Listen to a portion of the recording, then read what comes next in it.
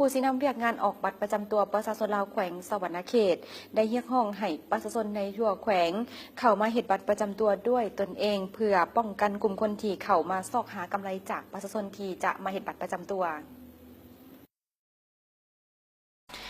ในวันที่27ธันวาคม2017นี้ท่านพันโทเวียงทองหลาบัวพรคณะภาคกองบัญชาการป้องกันความสงบแขวงสวรรณเขตทั้งเป็นหัวหน้าห้องคุ้มครองสัมมโนครัวและก่อสร้างหากฐานผู้ซี่นำเรียกงานออกบัตรประจำตัวประชาชนลาวแขวงสวรรณเขตได้ให้สัมภาษณ์ต่อผู้สื่อข่าวโทรภาพแขวงในบ้านดำเนินกองประชุมสมัยสามัญเทื่อที่4ของสภาประชาชนแขวงสวรรณเขตที่ห้องประชุมหอวัฒนธรรมไกรสอนพรหมวิหารเกี่ยวกับข้อข้องใจของสังคมเรื่องการเฮ็ดบัตรประจำตัวประชาชนลาวว่าการออกบัตรประจำตัวประชาชนลาวโดยปฏิบัติตามหลักบัญญัติของประธานประเทศฉบับเลขที่003ถับปปทลงวันที่26ธันวาคม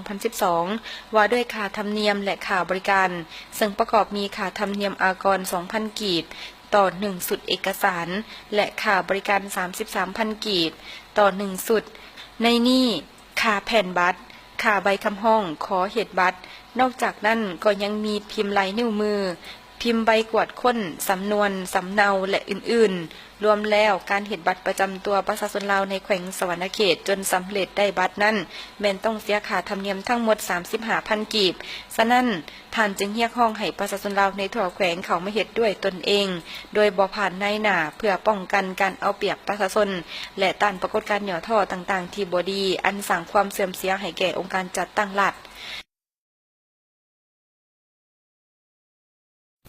ข้าพเจ้าก็ในนามผู้ที่รับผิดชอบสีนำเรียงงานออกบัตรประจำตัวประชาชนแขวงสวรรณเขตก็โดยปฏิบัติตามรัฐบัญญัติของประธานประเทศแห่งสปป.ลาวฉบับเลขที่003ปปทลงวันที่26ธันวาคม2012เกี่ยวกับการเก็บค่าบริการและค่าธรรมเนียมเกี่ยวกับการออกบัตรประจำตัวประชาชนพลเมืองลาวเนาะสำหรับผ่านมานี้ผู้เฮาก็จัดตั้งพันขยายรัฐธรรมนูญดังกล่าวนี้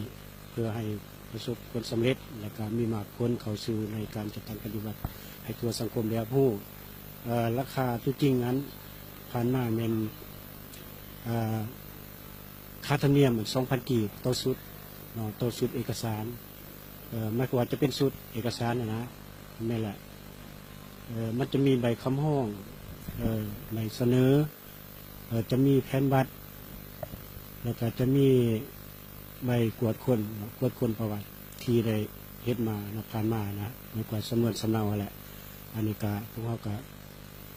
ปฏิบัติตามตัวนั้นและบรรทัดที่2มากก็เป็นค่าธรรมเนียมบริการเนาะการค่าบริการมันจะมีการผลิตพิมพ์บัตรเนาะพิมพ์บัตรคือว่าใบคำห้องนี้แล้วก็พิมพ์แผ่นลายมือสแกนลายมือแล้วก็ใบสอบประวัติต่างๆนะมีหลายๆชุดเนาะ4-5รายการเพื่อจะเป็นประกอบเป็นเอกสารฉบับหนึ่งเนาะแล้วก็เป็นใบคำห้องขอออกบัตรประจำตัวหมายความว่าภายหลังที่ซื้อมาแล้วในจำนวนราคาทั้งหมด 35,000 กีบเนาะนั่นแหละทั้งหมดนี้ก็เป็น 2,000 กีบก็เป็นผู้เฮาก็ได้มอบให้ธรรมเนียมอากรนะอากรของแขวงหรือว่าบัญชีของรัฐนั่นแหละบัญชีโลจิสหรือหันเป็นค่าบริการที่ข้าพเจ้าว่าการผลิตเอกสารต่างๆครับใส่เกณฑ์ใส่เปาะอันนี้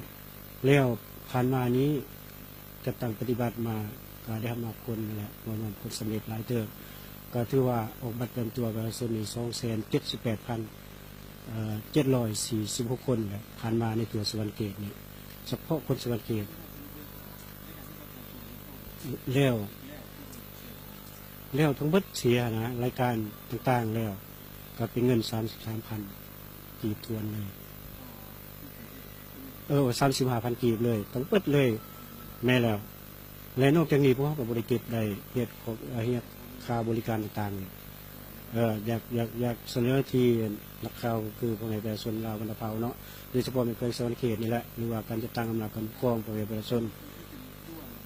บัดนี้แหละเรื่องว่าด่วนหรือบ่ด่วนขั้นการจัดตั้งปฏิบัติของพวกเขาก็บ่มีรายการเก็บด่วนจักเทื่อเลยบ่มีเลย เนาะแต่มีแบบนี้คันมาเนื่องจากว่ามีกลุ่มคนใดหนึ่งหรือว่าพ่อค้าชาวขายใดหนึ่งเนาะที่ต้องการอยากคันว่าละวิชาชีพเจ้าหาอยู่หากินแบบนี้นะก็เลยปฏิบัติเนาะเป็นต้นมี2 อันหนึงเป็นประชาชนเองกับผู้เป็นพ่อเป็นแม่บ่หรือว่าเป็นบุคคลเองก็อยากไปเฮ็ดรายเหตุการณ์ไปศึกษาเรียนไปในต่างประเทศเนาะแต่บ่มีบัตรประจำตัวก็เลยอยากเฮ็ดบัตรประจำตัวก็เลยไปหาซื้อเอาใบคำร้องดังกล่าวเป็นชุดเนาะอันนี้ที่2มาแล้วแม่นพ่อค้าชาวขายหรือบุคคลใดนานี่เป็นผู้เก็บเงินเป็นผู้ปกครองคนควายให้ประชาชนผู้อยากเฮ็ดบัตรนะแล้วไปเสียเงินในพวกดังกล่าวนี่ก็เลยกลายเป็นบัตรด่วนนะที่แต่เจ้าหน้าที่บ่มีหยังดอกและก็อยากฝากความถึงเงินพ่อแม่ประชาชนบรรดาเผ่าชาวเพชรสวรรณเขตนกปลาชาวขาย